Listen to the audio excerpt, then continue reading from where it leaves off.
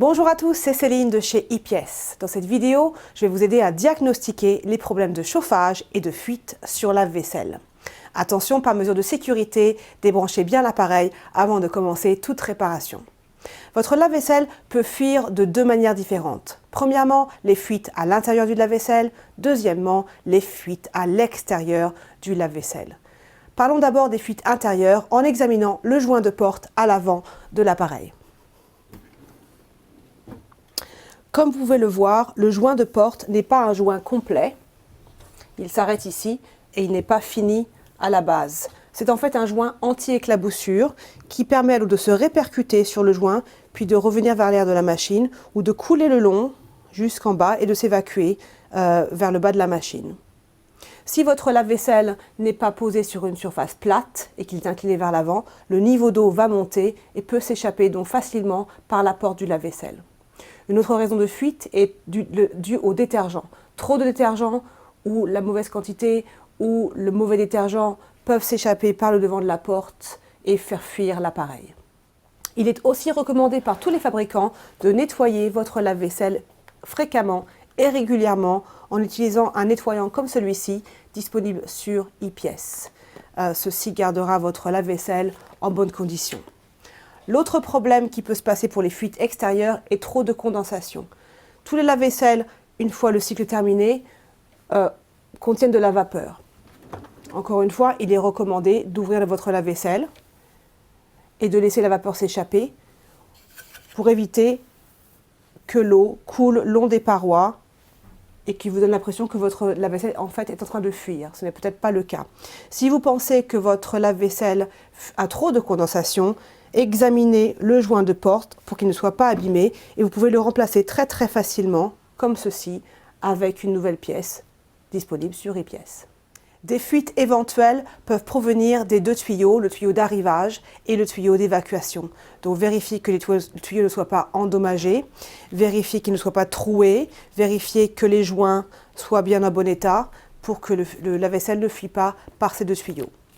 Les prochaines fuites que nous allons examiner sont les fuites internes. Pour cela, je vais coucher le lave-vaisselle sur son dos. Je vais retirer la base du lave-vaisselle doucement. Et la première chose que je vais faire va être de déconnecter l'interrupteur anti-inondation ici.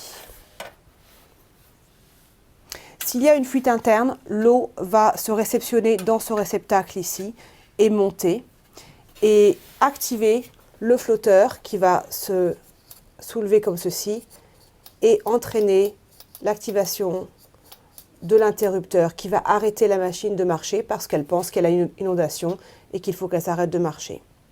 Si c'est le cas pour vous, en général, c'est souvent dû à trop de mousse de détergent dans ce réceptacle.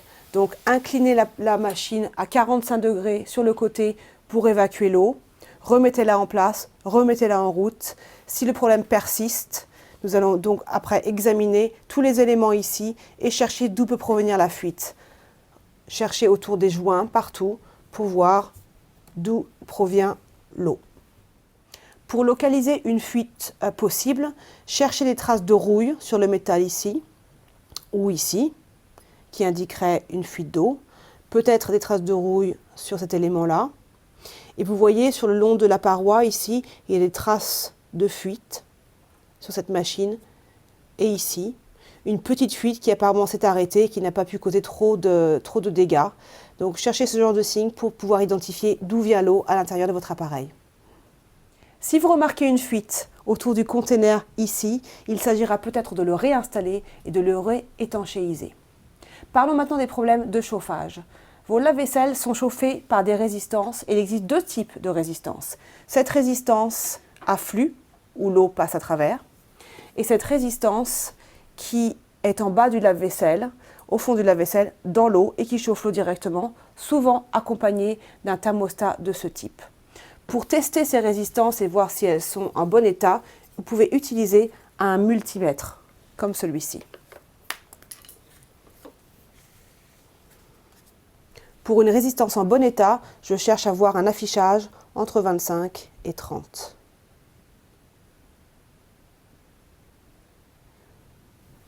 Voilà pour celle-ci.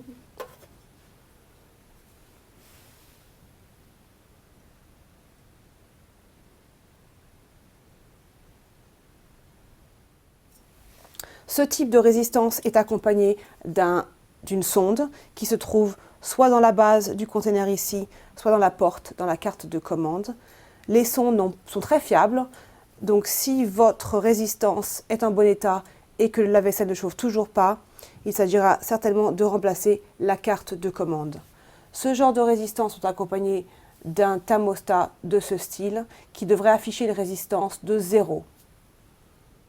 Et voilà, j'espère que cette vidéo vous aura été utile pour diagnostiquer les problèmes de fuite et de chauffage sur le lave-vaisselle. N'hésitez pas à contacter nos autres vidéos de diagnostic et de réparation pour vous aider. N'oubliez pas aussi que nous avons un centre de conseil pour vous aider davantage et que toutes les pièces de rechange et accessoires pour appareils électroménagers sont disponibles sur notre site internet ipièces.fr. Merci d'avoir visionné cette vidéo et à très bientôt chez iPièces.